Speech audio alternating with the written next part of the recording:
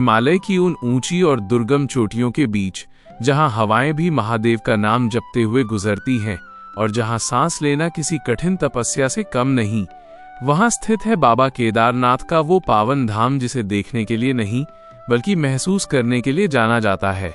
केदारनाथ ये नाम सुनते ही अशांत मन अपने आप शांत होने लगता है और भीतर से एक आवाज आती है कि अब सब ठीक हो जाएगा। ये कोई साधारण मंदिर नहीं है, ये वो स्थान है जहां इंसान अपने घमंड, अपनी थकान और अपनी सारी शिकायतें रास्ते में ही छोड़कर आता है। यहाँ पहुंचने से पहले हर भक्त शारीरिक और मानसिक तौर पर टूटता है और शायद इसीलिए यहाँ पहुंचकर वो फिर से बनता है।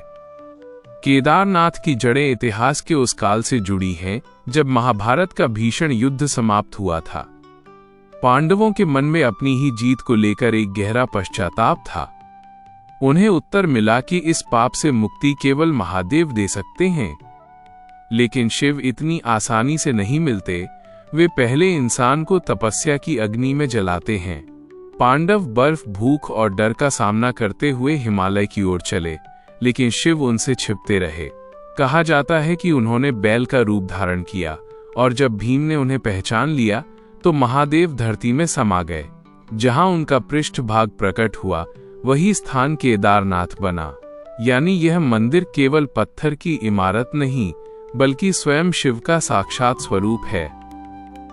समय बीतता गया, सभ्यताएं आईं और चली गईं, लेकिन केदारनाथ अपनी जगह पर अडिग खड़ा रहा। आज भी यह एक रहस्य है कि इतनी ऊंचाई पर, जहां आज की आधुनिक मशीनें भी जवाब दे देती हैं, वहां इतने विशाल पत्थर कैसे लाए होंगे। बिना किसी सीमेंट और बिना किसी लोहे की छड़ के पत्थरों को एक दूसरे से इस तरह जोड़ा गया है जैसे वे सदियों से एक दूसरे को जानते हों। वैज्ञानिक कहते हैं कि ये मंदिर भूकंप रोधी है और इसकी बनावट ही इसकी ताकत है। लेकिन हजारों साल पहले ये ज्ञान कहां से आया? शायद उस समय विज्ञान और अध्यात्म के बीच कोई दीवार नहीं थी। हजारों वर्षों से बर्फबारी, तूफान और भीषण ठंड को झेलने के बाद भी इस मंदिर की एक ईंट का न खिसकना इस बात का प्रमाण है कि ये केवल मानव निर्मित नहीं बल्कि दैवीय शक्ति से रक्षित है। फिर आई 2013 की वो काली रात, जिसे हिमालय आज भी याद करके कांप उठता है। जल प्रलय ने चारों ओर मौत का तांडव रचा, पहाड़ दरकने लगे और नदियां बस्तियों को निगल गईं। लेकिन जब अगली सुबह सूरज की पहली किरण मंदिर पर पड़ी तो पूरी दुनिया दंग रह गई। केदारनाथ का मुख्य मंदिर वैसा ही खड़ा था।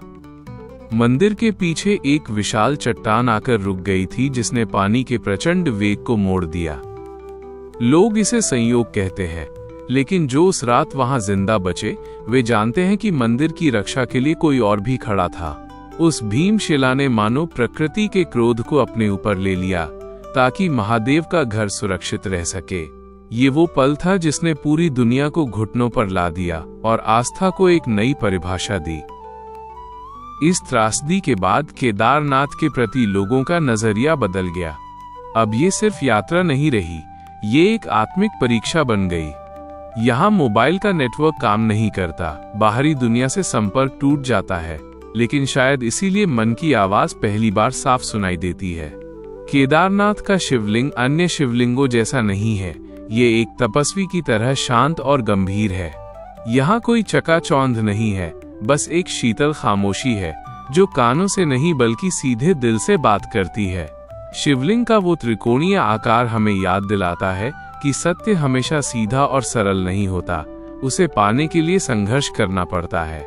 यहाँ की दीवारों से टकराती हवाएं भी जैसे ओम नमः शिवाय का जाप करती महसूस होती हैं। आज भी जब कोई बुजुर्ग लाठी के सहारे धीरे धीरे यहाँ की चढ़ाई चढ़ता है और लोग पूछते हैं कि इतनी तकलीफ क्यों, तो वो बस मुस्कुराकर कहता है कि ये तकलीफ मेरे जीवन की सबसे सस्ती कीमत है। केदारनाथ हमें सिखाता है कि भगवान हमारी सुख सुविधाओं में नहीं बल्कि हमारी सहन शक्ति और हमारे धैर्य में मिलते हैं। यह स्थान इंसान को उसकी सही जगह दिखाता है। विशाल पहाड़ियों के सामने खड़ा छोटा सा इंसान पहली बार समझता है कि वो कितना छोटा है, और यही सबसे बड़ा ज्ञान है। जब आप उस मंदिर के प्रांगण में खड़े होते हैं तो आपको महसूस होता है कि आपकी सफलताएं, आपका पैसा और आपका पद उन पहाड़ों के सामने कुछ भी नहीं है। यहाँ आकर हर व्यक्ति बस एक मिट्टी का पुतला रह जाता है।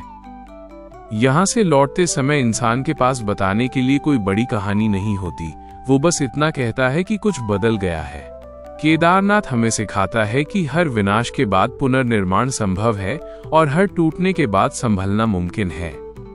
महादेव आज भी वहीं खड़े हैं, हिमालय की गोद में खामोशी में हमारा इंतजार करते हुए। वे हमें बुलाने के लिए नहीं, बल्कि हमें हमसे मिलवाने के लिए वहां विराजमान है।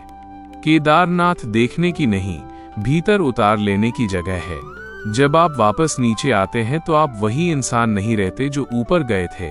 आपके भीतर केदार का एक हिस्सा हमेशा के लिए बस जाता है। वो मंदिर, वो पहाड़ और वो हवा आपकी आत्मा का हिस्सा बन जाते हैं।